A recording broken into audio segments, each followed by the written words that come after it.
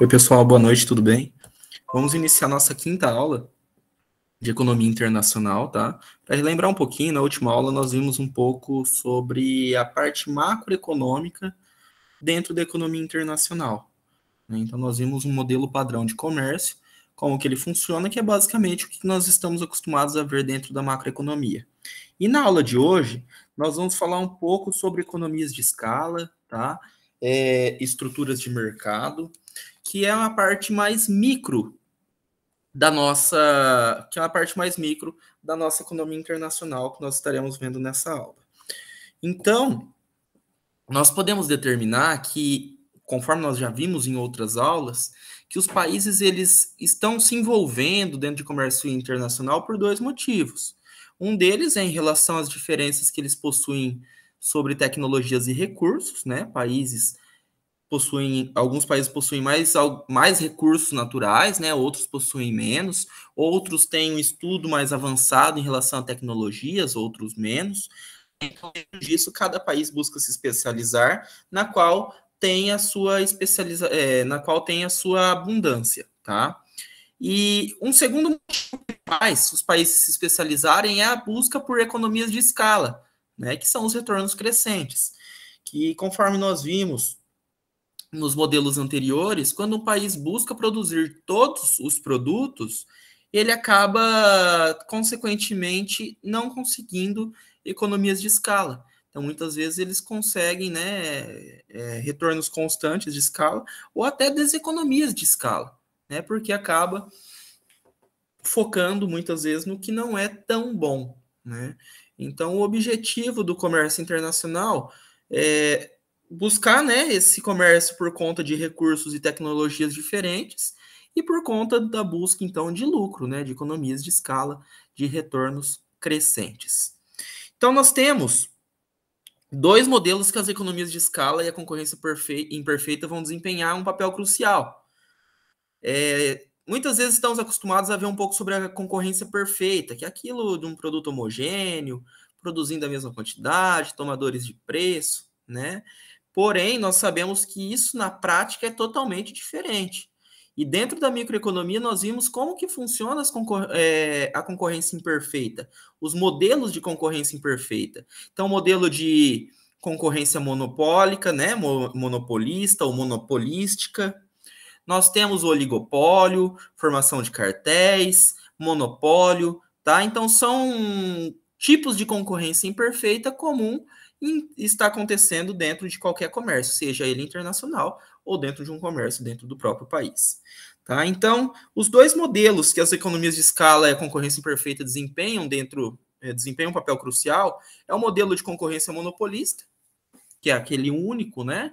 O monopólio, e nós temos o modelo de discriminação internacional de preços, que é o dumping.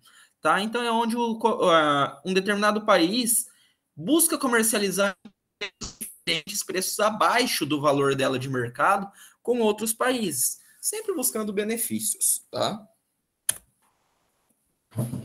Vamos começar falando sobre as economias de escala e o comércio internacional. Então, nós já falamos que a economia de escala são retornos crescentes, né? Então, os modelos de vantagem competitiva, como o modelo ricardiano, né, com o modelo de vantagem comparativa, ele vai se basear na hipótese de retornos constantes de escala. O que são os retornos constantes de escala? Quando você aumenta os seus insumos, a sua produção vai aumentar na mesma proporção do aumento dos insumos. Então, você não tem um retorno crescente, você não tem um lucro maior, vamos dizer assim. Tá? E na prática, muitas indústrias vão buscar, né? O objetivo principal é buscar as economias de escala, que são esses retornos crescentes. Justamente por isso que nós vamos estar trabalhando mais com competição imperfeita, tá? Então, modelos, estruturas de mercado de concorrência imperfeita. Bom, vamos começar falando sobre o retorno de escala crescente, como que nós podemos entender o que seria esse retorno de escala crescente, tá?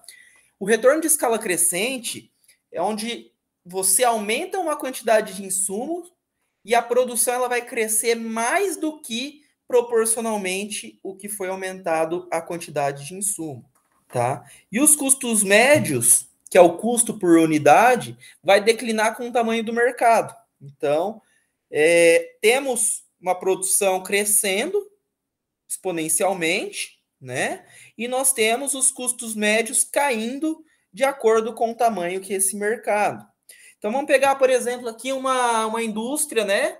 Onde ela tem um total de insumos, insumo trabalho de 10, e a sua produção é de 5 inicialmente. Quando ela aumenta em 5 o seu insumo trabalho, a sua produção dobra, passa para 10. Então ela aumentou 50% do seu insumo trabalho, em compensação o produto dobrou. Depois ela aumentou em mais 5 o insumo trabalho e o seu produto foi a 15. Então veja bem, isso está dando o quê? Uma economia de escala. A média de insumo trabalho, né, a média de insumo em relação ao produto, ela está caindo. Consequentemente, significa que a produção está crescendo com retornos de escala crescente. E, consequentemente, com o aumento dessa firma, desse setor, os custos médios também estarão caindo, tá? Então, custo médio caindo e a média, então, de insumo trabalho estará caindo também e a produção crescendo mais do que proporcional ao acréscimo do insumo trabalho. Bom, nós temos dois tipos de economias de escala. Nós temos a economia de escala externa e a interna, tá? A economia de escala externa é aquela na qual o custo por unidade vai depender do tamanho da indústria. Já no caso da economia de escala interna, o custo por unidade depende do tamanho da firma individualmente, tá? Então, isso é algo macro. Nós estamos falando de toda a indústria, de todo o setor, tá? A economia de escala interna, não. Nós levamos em consideração apenas uma firma individualmente, tá? Uma indústria em geral, na economia de escala externa, ela vai consistir, então, na composição de várias firmas pequenas, e isso se caracteriza como uma estrutura de mercado de concorrência perfeita, né? São vários vendedores para muitos compradores, na qual os vendedores são tomadores de preço. Já a economia de escala interna, a estrutura de mercado ela é uma concorrência imperfeita, tá? Então nós temos firmas grandes com vantagem de custo sobre as pequenas. E automaticamente, quando nós temos grandes firmas tendo uma vantagem de custo sobre as pequenas, elas tendem a se sobressair as pequenas e, consequentemente, eliminar essas firmas pequenas deste mercado. Tá? Então, os dois tipos de escala de economia de escala que nós temos são causas importantes do comércio internacional, tá? Porque através do comércio internacional que nós conseguimos obter essas economias de escala. A partir do momento em que o seu país se abre para o mundo, a partir do momento em que o seu país, as suas empresas, passam a ter contato com empresas de outros países ao redor do mundo, consequentemente, traz maior competitividade. Trazendo maior competitividade, gera, né? Aperfeiçoamento, produtos com maior qualidade disponível para a população e, consequentemente, economias de escala para alguns e saída do setor, né, para outras empresas que não conseguiram acompanhar essa evolução do mercado. Bom, então, o que seria a nossa concorrência imperfeita? Como que ela pode influenciar? Nós sabemos, né, alguns fatores da concorrência imperfeita é que elas são influenciadores, né? Elas influenciam os preços dos produtos através de diferenciação. Entrando mais uma vez, a concorrência imperfeita, se vocês lembrarem da microeconomia, vocês falam assim, professor, modelo de Stackelberg, modelo de Bertrand, cartel, tem a ver com isso que você está falando? Sim, tem a ver, tá? Por quê? Isso só ocorre na concorrência imperfeita, onde empresas conseguem liderar o mercado, onde empresas tomam suas decisões enquanto vai produzir, onde empresas tomam sua decisão de qual preço vai praticar dentro do mercado, tá? Então, quando existe essa tomada de decisão na qual cada empresa tem a sua característica, cada produto tem sua diferenciação, seja ela por preço ou por qualidade, nós estamos falando de concorrência imperfeita. E no caso da concorrência imperfeita, as empresas, as firmas sabem que somente podem vender mais se reduzir o seu preço, né? Então, se nós estamos trabalhando com produtos diferenciados, mas se nós temos produtos similares, próximos, com preços tão discrepantes, consequentemente, essas empresas que querem buscar vender o seu produto que tem um similar no mercado a um preço diferente, ela vai sofrer, né? Ela vai ter talvez seu cliente fiel, mas não consegue abranger uma máxima, né, eficiência dentro do mercado. Então, cada firma considera-se uma formadora de preço ao escolher, né, o preço do seu produto. E a estrutura de mercado de concorrência imperfeita, mais simples, é a de monopólio puro que nós temos, tá? Na qual ela vai ser totalmente formadora de preço, né? Um monopólio puro é unicamente dentro do mercado, onde não tem concorrência alguma mesmo, não existe substituto próximo. Então, ele é o nosso modelo mais simples que nós temos dentro da estrutura de mercado, mas não é objetivo nosso de explicar de cada um dos modelos, até porque vocês já viram tudo isso em microeconomia, como que a concorrência imperfeita, a estrutura de mercado, ela tem a sua influência sobre a economia internacional. Bom, sobre as hipóteses do modelo da concorrência imperfeita, vamos imaginar uma indústria. Quando nós falamos de indústria, nós estamos falando de setor, tá, pessoal? Então, nós vamos imaginar essa indústria, esse setor, composto por diversas firmas, diversas empresas que compõem esse setor. E elas vão fabricar produtos diferenciados. O que nós esperamos dessas firmas? Que com o aumento da venda, aumenta a demanda total pelo seu produto e, consequentemente, aumenta os preços cobrados por seus rivais. E uma queda na venda ela é gerada por um aumento no número de firmas no setor e aumento do próprio preço, tá? Então, quando se tem aumento de concorrência ou aumento do preço da firma, isso gera, consequentemente, uma queda nas vendas. E, pelo lado contrário, quando nós temos um aumento na demanda total por produto ou um aumento dos preços dos rivais e o seu se mantém, automaticamente as suas vendas tendem a aumentar. É aquela ideia simples de microeconomia e um pouco da macroeconomia. Aí vem a questão de como que nós podemos descobrir a demanda, né, que uma firma vai se defrontar. Bom, nós estamos trabalhando com a demanda de mercado, né? Então, são várias firmas e, então, cada firma tende a ter a sua quantidade, né, vendida. E essa quantidade ela vai ser levada em consideração a vários fatores, como, por exemplo, o total de vendas da indústria, o total de vendas do setor dessa economia, o número de firmas que possui dentro desse setor, dentro dessa indústria, uma constante representativa das vendas de uma firma em relação ao preço, o preço praticado pela sua empresa e principalmente o preço dos seus concorrentes, tá? Então, formulando isso tudo em questão de uma única equação, nós temos então que a quantidade de vendas é uma relação das vendas totais da indústria que leva em consideração o número de firmas, ou o preço da própria firma e o preço dos concorrentes, ok? Bom, nós temos que todas as empresas, no livro de mercado da concorrência imperfeita, nós temos que todas as empresas são simétricas, tá? Então, as funções demanda e custo também são idênticas para todas as firmas. Quer dizer que todas as firmas possuem a mesma demanda e o mesmo custo? Sabemos que, na realidade, isso não acontece, né? Mas nós sabemos que a quantidade vai variar de acordo com os preços praticados ou a quantidade de firma dentro da determinada indústria, tá? Então, o método para você conseguir determinar a quantidade de empresas dentro de um setor e o preço médio que vai ser cobrado, ela leva em consideração 3 passos, né? Um primeiro passo, que é uma relação entre a quantidade de empresas e o custo médio de uma firma. O segundo passo, como essa relação entre a quantidade de empresas e o preço, né? Como que ela se dá. E o terceiro passo é mostrar, então, o número de firmas no equilíbrio, o preço médio cobrado por elas. Basicamente, nós estamos fazendo o quê? Oferta, demanda e encontrar o equilíbrio dentro deste mercado. Bom, aí nós vamos para um caso curioso de números de empresas e custo médio, tá?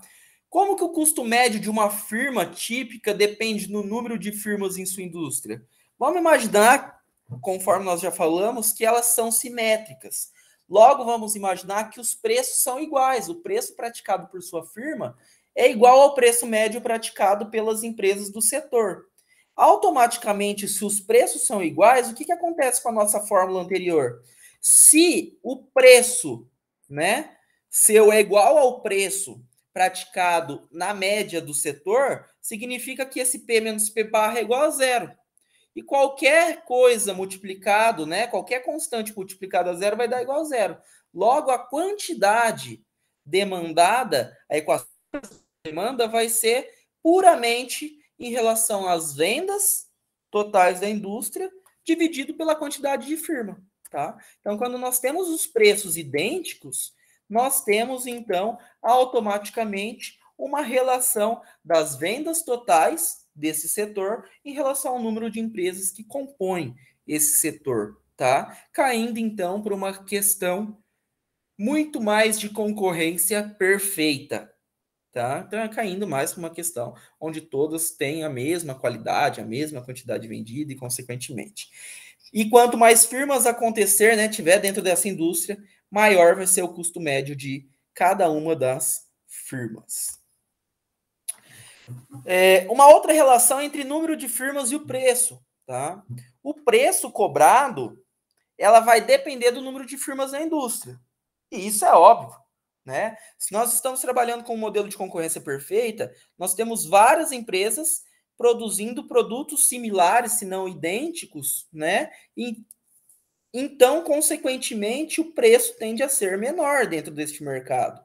Partindo de uma concorrência monopolística, onde já começa a ter diferenciação do produto, onde o seu produto ele é vendido dentro de um mercado por poucas empresas, com poucas não, né? De empresas, porém menor que a concorrência perfeita. Automaticamente os preços tendem a aumentar. Se nós estivermos falando de um duopólio, apenas duas empresas vendendo produto similar dentro do mercado, o preço praticado tende a ser muito maior. E se nós estivéssemos falando de um monopólio, onde o produto é extremamente importante para a vivência das pessoas, esse preço, essa empresa conseguiria praticar um preço muito acima do mercado. Tá? Então, quanto mais firmas nós temos, mais é a concorrência, mais intensa tende a ser a concorrência e, consequentemente, menor o preço praticado dentro do mercado. Isso levando em consideração para o setor e cada firma. Tá? Então, no nosso modelo de concorrência monopolista, nós supomos que as firmas elas tomem os preços das demais como dados. Tá? Então, dentro da concorrência monopolista, se os preços dos demais são dados, automaticamente você não tem tanto uma influência, né, dentro desse preço. Você consegue sim dominar, mas você depende da quantidade de firmas que possuem dentro deste setor. E agora nós vamos para o número de firmas no equilíbrio, tá? Então vai ter um gráfico aqui à frente que nós vamos verificar, tá? Que a nossa curva, né? Dois pontos que nós temos que ver. Que quanto mais firmas tiver dentro de um setor, mais concorrência cada uma dessas firmas vai enfrentar. Isso é óbvio, né? E quanto mais firmas, então, tiver nesse setor, com maior concorrência, automaticamente o preço que a firma cobrará vai ser menor também, né? E quanto mais firmas tiver dentro da indústria, maior o custo médio. Então nós temos essas duas questões. Se existe um número grande de firmas dentro do setor, o preço tende a cair e o custo médio tende a aumentar. E isso fica muito claro, principalmente na questão que a sua receita total é em relação a preço e quantidade. E se o preço tende a cair, automaticamente a sua receita total também tende a cair. E se isso tende a acontecer, automaticamente o seu lucro tende a cair. E o custo médio consegue, então, se sobressair, né? Consegue, então, aumentar dentro dessa dessa maior concorrência.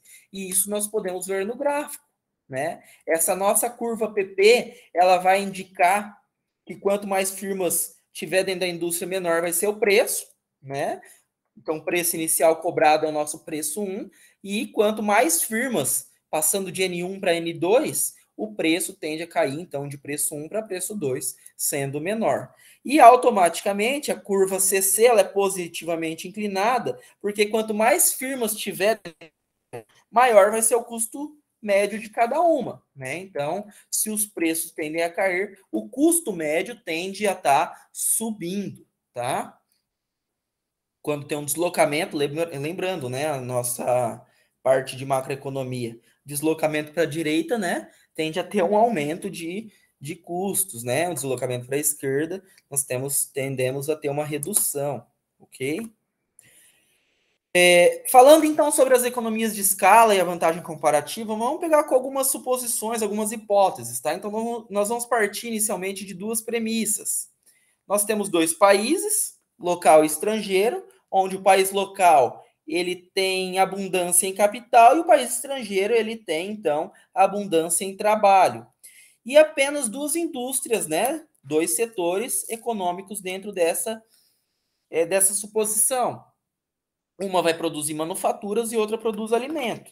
Então, um país que ele é capital abundante, ele produz manufatura, e o país que tem trabalho em abundância produz alimentos. Então, automaticamente, o país local vai produzir manufaturas e o país estrangeiro produz alimentos. Então, por conta das economias de escala, nenhum dos dois países vai poder produzir a gama total de produtos manufaturados por si próprio, tá? Vai ocorrer, então, a troca entre esses países para que se tenha economias de escala dentro desse comércio internacional, tá? Então, se as manufaturas são um setor com concorrência monopolista, o comércio mundial ele vai ser composto por duas partes. Uma parte é o comércio intraindústria e a outra é o comércio interindústria, tá? O comércio intra dentro da indústria significa o quê? Se é intra, vai ter uma troca de manufatura por manufatura. Então, países que têm algumas tecnologias, né, avançadas, elas podem trocar com outros países também com tecnologias avançadas. E essa troca de tecnologia permite avançar muito mais em um determinado setor, né? Já um comércio de interindústria é um comércio onde a troca de manufaturas é feita por alimentos, que é essa própria troca entre produções. Tá? Então, um país produz arroz, soja, trigo, e o outro país produz roupas, sapatos. Né? Então, para os dois obterem vantagens, obterem os dois produtos a um preço mais acessível e buscando ter economias de escala, um país vai acabar trocando um produto com o outro. Dentro das economias de escala e vantagem comparativa, nós podemos também verificar a diferença entre o comércio interindústria e o comércio intraindústria. Tá? Dentro do comércio interindústria, nós temos o reflexo da vantagem comparativa. Já no comércio intraindústria, nós não temos a reflexão da vantagem comparativa. Tá? No padrão do comércio intraindústria, ele é imprevisível. Nós estamos falando entre indústria, troca de manufaturas por manufaturas. Enquanto dentro do comércio interindústria, ele é determinado por diferenças implícitas entre os países. Essas diferenças são capital, abundância, né? Trabalho, abundância. Então, isso acaba tornando mais implícito as trocas, né? E nós conseguimos definir esse padrão de comércio. Já a importância relativa do comércio interindústria e intraindústria vai depender do grau de semelhança entre os países. Vai depender de como os países estão estruturados em termos de insumo, em termos de equipamento. E por fim, vamos falar sobre o comércio interindústria.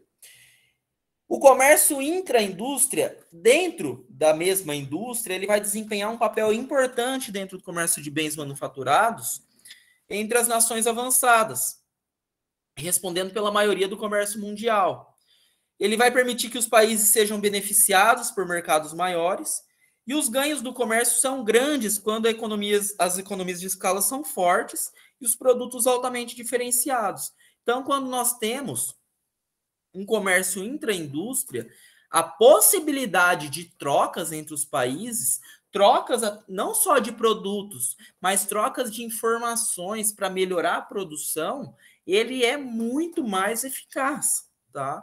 Então é justamente dentro disso que a nossa concorrência imperfeita ele acaba trazendo esse comércio intra-indústria, essa possibilidade então de trocas entre os países. Então, esse exemplo é de bens manufaturados sofisticados, tá? Bom, a ideia não era trazer para vocês sobre todos os tipos de estruturas de mercado. Se vocês pegarem para ler esse capítulo das economias de escala, dentro do nosso livro de economia internacional, o que vocês vão observar? Que ele vai detalhar todas as características de cada uma das estruturas de mercado. Não busquei fazer isso porque nós tomaríamos muito tempo. Então, fica como dica para vocês estarem mesmo relembrando quais são as características, como que funciona a curva de custo médio, a curva de receita média, a curva de receita marginal, de preços de cada um dessas estruturas de mercado. Tá? Isso é para que vocês comecem a entender essa ideia de comércio intra-indústria e interindústria. Essa é a nossa última aula antes da prova, tá? Então, na semana que vem, eu vou deixar uma atividade para vocês no Moodle. Não teremos aula, vou deixar 3 dias para vocês. Vai ser a prova de vocês. E eu quero que vocês entrem em contato comigo qualquer dúvida. Até mais, então, pessoal.